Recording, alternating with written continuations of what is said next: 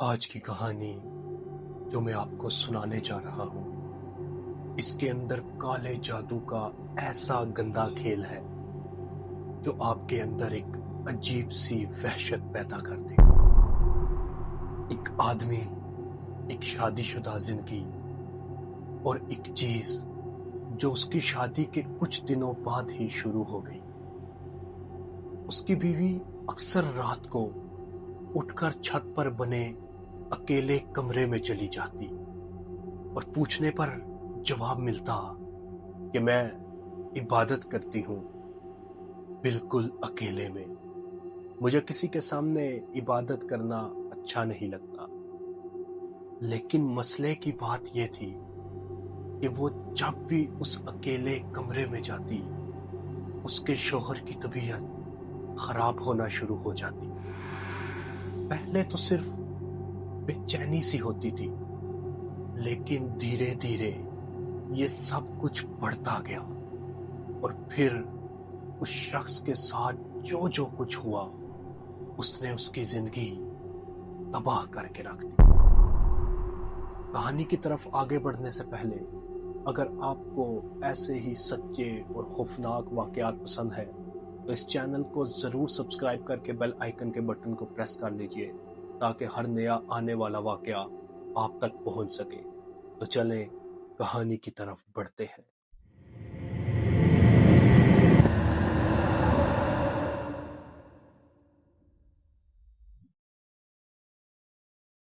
میرا نام یسین ہے اور میں روات کا رہنے والا ہوں۔ میں نے اپنی زندگی کے 10 سال سعودیہ میں گزارے ہیں۔ چھوٹا سا تھا تب ہی ابو کی ڈیتھ ہو گئی تھی۔ جوان ہونے تک بہت غریبی دیکھی اور شاید اسی غریبی کی وجہ سے میں وقت سے پہلے جوان ہو گیا تھا۔ رشتہ دار تو بہت تھے، پر کہتے ہیں نا کہ برے وقت میں ہی پتہ چلتا ہے کہ کون آپ کا کتنا سگا ہے۔ میری امی نے بہت محنت کر کے مجھے اور میرے چھوٹے بھائی کو پالا۔ میں جب 20 سال کا ہوا تو کچھ دوستوں اور بینک سے کچھ رقم ادھار لے کے میں سعودیہ چلا گیا۔ پورے 10 سال میں نے سعودیہ میں محنت کی، دن رات کام کیا اور الحمدللہ اپنا گھر بھی بنایا اور چھوٹے بھائی کو اعلیٰ تعلیم بھی دی۔ آپ کو لگ رہا ہوگا کہ میں اتنی تفصیل کیوں بتا رہا ہوں، پر یہ بتانا ضروری ہے، تب ہی آپ کو میرے اس واقعے کی سمجھ آ سکے گی۔ یہ بات ہے 2022 کی، جب میں سعودیہ سے واپس پاکستان آیا۔ امی کی ضد تھی کہ اب بس واپس نہیں جانا، سب کچھ سیٹ ہو چکا ہے، بھائی بھی اب اچھی جاب کرتا ہے، تو یہاں پاکستان میں ہی کوئی بزنس کر لوں اور بس شادی کر لوں۔ میرا بھی شادی کرنے کا کوئی ارادہ نہیں تھا، لیکن امی کے بہت اصرار کرنے پہ میں نے رشتے دیکھنا شروع کر دیے، اور پھر انہی دنوں میرے لیے ایک رشتہ آیا۔ لوگ آپ کو اکثر کہانی سناتے ہوئے کہتے ہوں گے کہ میرا نام یا میرے رشتہ داروں کا نام نہیں لینا، پر میں آپ کو کھلی چھوٹ دیتا ہوں کہ سب کے نام ضرور لینا، کیونکہ انہوں نے جو کچھ میرے ساتھ کیا ہے، اب مجھے ان کے ناموں سے بھی نفرت ہے۔ خیر، میرے گھر میری پھپھو رشتہ لے کر آئی اپنی بیٹی کا۔ حالانکہ ہماری ان کے ساتھ کئی سالوں سے ناراضگی تھی، ان کا یوں اچانک گھر آ جانا اور پھر رشتے کی بات کرنا ہمیں کچھ سمجھ نہیں آیا۔ میں نے تو انہیں صاف انکار کر دیا، پر میری امی کو نہ جانے کیا ہوا، وہ میرے پیچھے ہی پڑ گئی کہ رشتہ کرنا ہے تو بس یہی کرنا ہے۔ میں امی کے بہت زیادہ اصرار کرنے پہ فوٹو دیکھنے کے لیے مان گیا۔ وہ ہے تو میری کزن تھی، پر 10 سال سے میں نے نہ تو اسے دیکھا تھا اور نہ ہی ہماری کوئی بات ہوئی تھی۔ میں نے سوچا فوٹو دیکھ کے امی کو بول دوں گا کہ مجھے یہ پسند نہیں آئی، پر مجھے خود نہیں معلوم اس فوٹو میں ایسا کیا تھا کہ مجھ پر جادو سا ہو گیا۔ میں نے جب سے وہ فوٹو دیکھی تھی میں دیوانوں کی طرح حرکتیں کرنے لگا تھا۔ اس ساری رات مجھے نیند نہیں آئی، بس خیالوں میں وہ فوٹو ہی چلتی رہی۔ بہرحال میں نے شادی کے لیے ہاں کر دی۔ ہمارا رشتہ ہوا اور 2 ہی مہینے میں ہماری شادی ہو گئی۔ اب تک میں اپنی سیمنٹ ایجنسی بھی کھول چکا تھا اور ماشاءاللہ کام بہت زیادہ اچھا جا رہا تھا۔ شادی کا پہلا 1 مہینہ تو بہت اچھا گزرا۔ میری وائف بھی بہت اچھی تھی، فرما بردار، میرا اور میری امی کا بہت خیال رکھتی تھی اور میں بھی اسے اب اور زیادہ چاہنے لگا تھا۔ بس اس کی ایک بات بری تھی، وہ نماز نہیں پڑھتی تھی۔ میں اسے بہت سمجھاتا پر وہ ہمیشہ بات ٹال دیتی۔ بہرحال ہماری زندگی اچھی چل رہی تھی کہ پھر وہ منحوس رات آ گئی۔ میری وائف ایک رات مجھ سے کہنے لگی کہ یاسین، اگر آپ کو کبھی کچھ ہو گیا تو میرا کیا ہوگا؟ میں اس کی بات پہ ہنسا اور بولا، مجھے کچھ نہیں ہوگا، اتنی جلدی تمہاری جان نہیں چھوٹے گی مجھ سے۔ پر وہ اسی بات پہ اڑی ہوئی تھی، جیسے مجھ سے کچھ اور سننا چاہ رہی ہو۔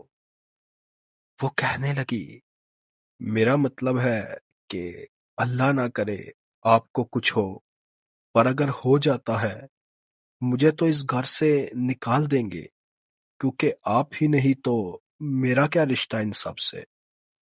مجھے اس کی بات بہت عجیب لگی۔ میں نے اسے سمجھانا چاہا کہ ایسے نہیں ہوتا، تمہارا حصہ ہوگا میری پراپرٹی میں سے، پر اس کے ارادے تو کچھ اور ہی تھے۔ وہ کہنے لگی کہ یہ گھر آپ اگر میرے نام کر دو تاکہ مجھے شورٹی ہو سکے کہ یہاں سے مجھے کبھی کوئی نہیں نکالے گا۔ میں نے اس کی بات کو اگنور کیا اور ہنسی مذاق میں اس کی بات کو ٹال کے سو گیا۔ پر اگلے کچھ دنوں تک یہ روز کا ہی معمول ہو گیا تھا۔ روز رات کو ہماری اس بات پر بحث ہوتی۔ ایک رات بحث اتنی بڑھ گئی کہ میری وائف گھر چھوڑ کر اپنے گھر چلی گئی اور یہیں سے سب کچھ ہونا شروع ہوا۔ میری امی پہ نہ جانے کیسا جادو ہو رکھا تھا۔ وہ اس بات پر مجھ سے لڑ رہی تھی کہ گھر اس کے نام کیوں نہیں کر رہے، پر اللہ کا شکر ہے کہ میں نے ان کی بات نہیں مانی اور یہ غلطی نہیں کی۔ میری وائف کو گھر چھوڑ کے گئے ہوئے تقریباً مہینہ ہو چکا تھا کہ ایک دن اس کی مجھے کال آئی اور اس نے میرے سے بہت معافی مانگی اور واپس گھر آنے کا کہا۔ میں بھی خوشی خوشی اس کے گھر گیا اور اسے لے کر واپس اپنے گھر آ گیا۔ اب میری وائف میں ایک بہت بڑا چینج آ چکا تھا۔ اب وہ نماز پڑھنے لگی تھی۔ وہ فجر سے بھی پہلے اٹھ جاتی اور ہمارے چھت پہ بنے ہوئے اکیلے کمرے میں چلی جاتی۔ میں نے اس سے کافی بار پوچھا، پر اس کا جواب آیا کہ میں تہجد پڑھتی ہوں اور مجھے عبادت اکیلے میں کرنا اچھا لگتا ہے۔ میں نے بھی اسے ٹوکا نہیں کہ چلو نیکی کا کام ہی کر رہی ہے، پر مجھے کیا معلوم تھا کہ یہ نیکی ہی میرے گلے پڑنے والی تھی۔ ایک رات میری آنکھ سر درد کی وجہ سے کھلی۔ میں نے دیکھا تو میری وائف کمرے میں موجود نہیں تھی۔ ٹائم دیکھا تو رات کے 2:17 میں سمجھ گیا کہ وہ اوپر کمرے میں ہی ہوگی۔ میں آہستہ آہستہ چلتا ہوا اوپر والے کمرے کی طرف گیا، پر میری قدموں کی آہٹ کی وجہ سے وہ کمرے سے پہلے ہی باہر آ گئی۔ میں نے اسے سر درد کا بتایا، اس نے مجھے میڈیسن دی اور میں سو گیا۔ اب یہ روز کا ہی معمول بن گیا تھا۔ روز رات کو میں بالکل ٹھیک سوتا، پر آدھی رات کو میری طبیعت خراب ہو جاتی۔ کبھی آدھے سر کا درد، کبھی دھڑکن بہت تیز، اور کبھی عجیب سی بے چینی۔ اور جب بھی میری آنکھ کھلتی، میری وائف کمرے میں نہیں ہوتی تھی۔ ایک رات میری آنکھ کھلی تو میری وائف بالکل میرے قریب بیٹھی ہوئی مجھ پر کچھ پڑھ کے پھونک رہی تھی۔ ایک دم سے اسے دیکھ کر میرا دل دہل گیا۔